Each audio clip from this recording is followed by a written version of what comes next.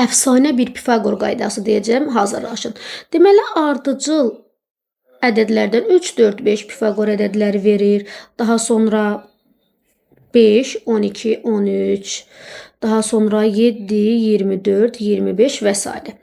Əgər Pifaqor ədədlərimizdən hipotenuz və katetlərdən biri ardıcıl ədədlərdirsə, deməli diqqətlə baxsaq, baxın 4 ilə 5-in cəminə verdi 9. Bu isə bizə digər katetin kvadratını verdi. Baxaq 12 ilə 13-ün cəmi 25. Bu isə bizə 5-in kvadratın. 7 ilə 7-yə baxdıqda isə 24 ilə 25-in cəmi 49. Bu da 7-nin kvadratı verdi. Məsələn, hər hansı bir ədədi yazaq 9.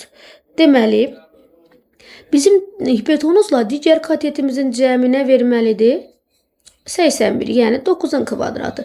Cəmi 81 verən ardıcıl ədədlərimiz 40 və 41'dir. 9, 40, 41. Biz yeni bir Pifaqor ədədi düzəltmiş olduq. Bəs hardan alınır? Pifaqor teoremi nə idi? Pifaqor teoremi düz bucaqlı üçbucaqda katetlərin kvadratların cəminin hipotenuzun kvadratına bərabər olmasıydı. Tutaq ki, 3, 4, 5 üçbucağından söhbət gedir. Burada C5, B4, A isə 3 olsaydı. Deməli, A'nın kvadratı bərabərdir C-nin kvadratı çıx B-nin kvadratı. A'nın kvadratı bərabərdir C çıx B, C üstə gəl B. İki ədlinin kvadratları fərqi kimi yazdıq. C çıx B həmişə 1 verəcək.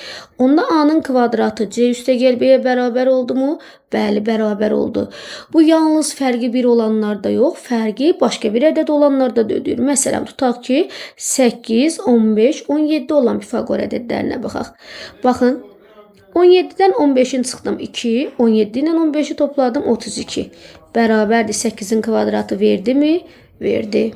Deməli, Pifaqor teoremini iki ifadənin kvadratları fərqindən tapmaq daha rahatdır.